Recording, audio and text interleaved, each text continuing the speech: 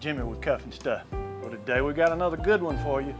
Man, oh man, I love these. Now these aren't real popular. I don't know why. You don't see a whole lot of people doing them in backyards or whatnot, but I like beef back ribs, okay?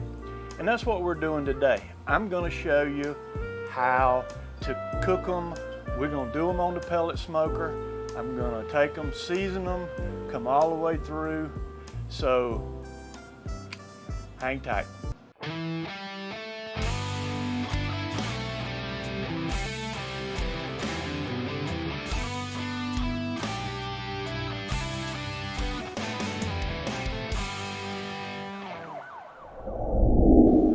All right, what I've got is a 4.5 pound rack of beef back ribs. Fair amount of meat on them. Now back ribs aren't dinosaur bones, they're not. Big chunks of beef, and you handle them a little bit different.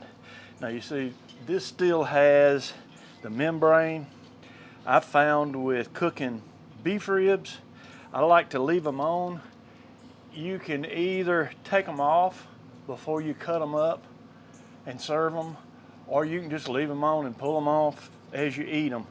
I'm gonna leave this membrane on. There's a little bit of meat out one side, you can see over here. I'm gonna take, now I'm doing something I don't do a lot of. I'm gonna put a binder on. This is Lee & Perrins. Why Lee & Perrins? Because it matters. All right. I'm gonna put seasoning on it. I'm starting, this is of course Uncle Steve's shake. This is cow powder. And then I'm gonna follow that up with a little bit of Uncle Steve's thick meat.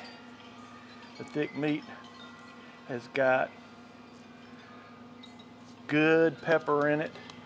It's not as granular as the cow shake, but that's okay. All right, let's get my Lee & Perrins on this side. I have heard people say both ways that you can taste binder and you can't. I can't really taste it.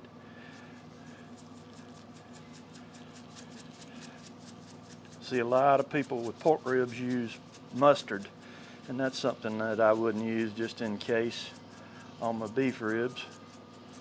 But anyway, let's get these seasoned up good with this good old Uncle Steve shake. All right, there we go. All right, now I'm gonna let this just sit out and sweat for a few minutes while I get my smoker up to temp. And when we put them on, I'll bring it back. Let's put our ribs on. I'm gonna put it right here in the middle. We're up to temp. That's 250. Okay, so what I'm gonna do is I'm gonna leave it just like that on 250. I'm not gonna touch it. I'm not even gonna check it for 2 hours. After 2 hours, I'm gonna come back. We're gonna take a look at it and check it, and that's when I'll bring you back. Okay, well, we have been 2 hours. Let's take a look. Oh yeah, this is getting pretty. We've got nice color. Let's see where we are. Yeah, we still got pretty good resistance. Okay, well that's 2 hours. Tell you what I'm gonna do. While I'm in here, I'm gonna take and spritz just a little bit.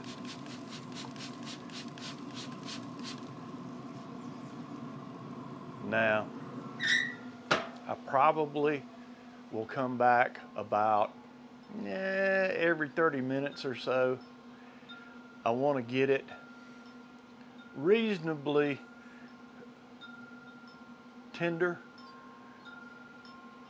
We'll see. I probably am going to end up wrapping it, but next time I check it, I'll bring you back. Okay, well, we've been another half an hour. Yeah, these are looking pretty. Okay, we've still got some resistance.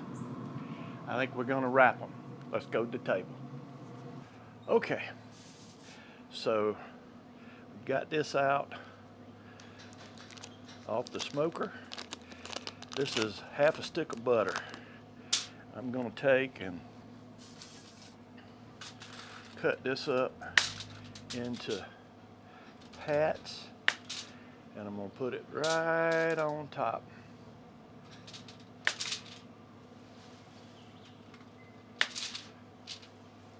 Of my beef back ribs.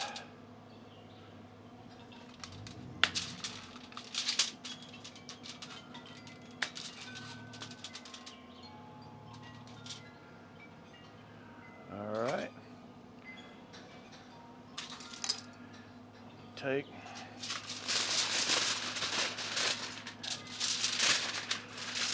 pull it up and over.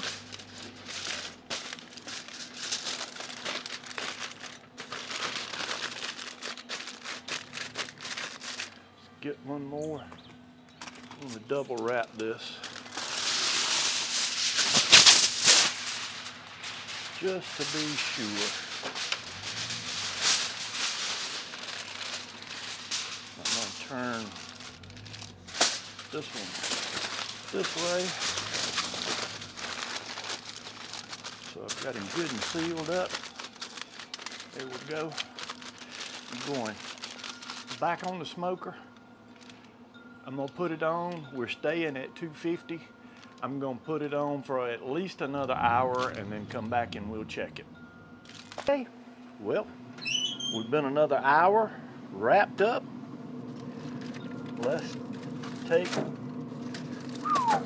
hot.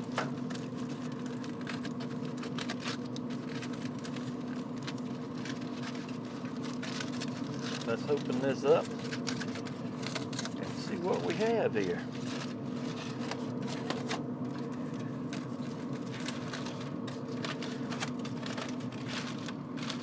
Ooh. Let's see. We've got very good pullback on the bone. Oh yeah, this is good and tender. Now, this is after 3.5 hours. So we're going back to the table. I'll bring you right back. Well, this is where I'm probably gonna get a little controversial on this.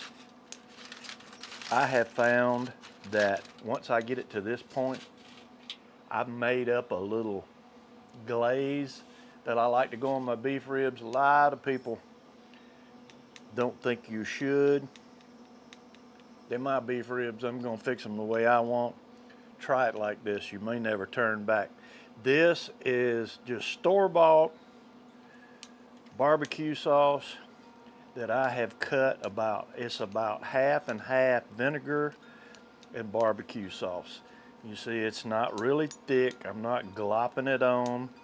It's just a glaze that's going over these ribs.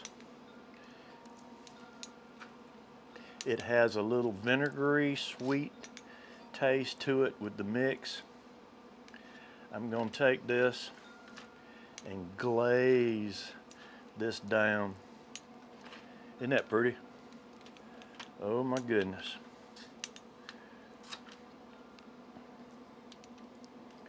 All right. Oh, that smells so good.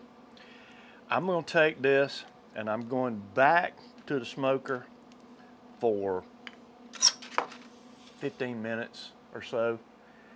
I'm already, and I haven't shown you, but I'm already to the point that it is good and tender, which is where I want. Now this is gonna firm up just a little bit, it's okay. So let's go back to the smoker. We're gonna do it for about 15 minutes and then we'll take it off. Okay, we've come off the smoker. Look at the pullback that we've got. That glaze has pretty much set. I'm just gonna take and fold this over, and we're gonna leave this like that for 30 minutes, okay? We're gonna come back, we're gonna cut them, and we're going in. Okay, well, we've let it rest for about 30 minutes, and there's only one thing to do here. Let's cut into this and see what we have. I'm gonna cut a bone right out of the middle. Oh my goodness, look at that. You see that?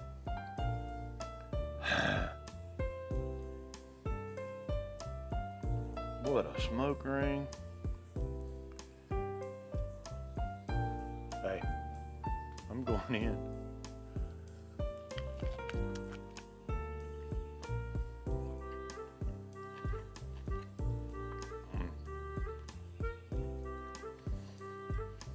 I'm sorry, I gotta go back.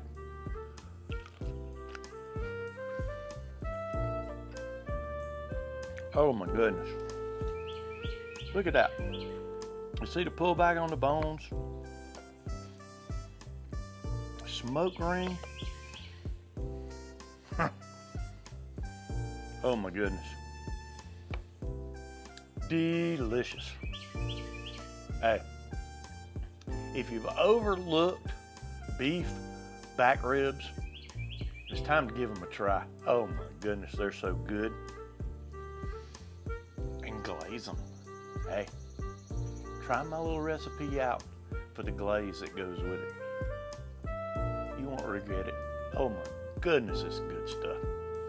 Hey, thanks for sticking around and seeing how this turns out. If you haven't already, how about hit the circle on this side?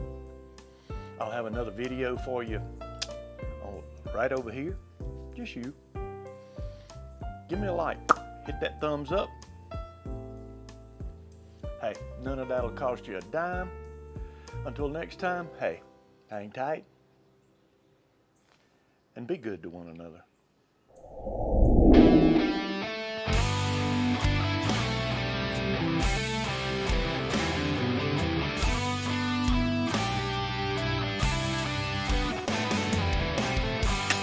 Hang tight.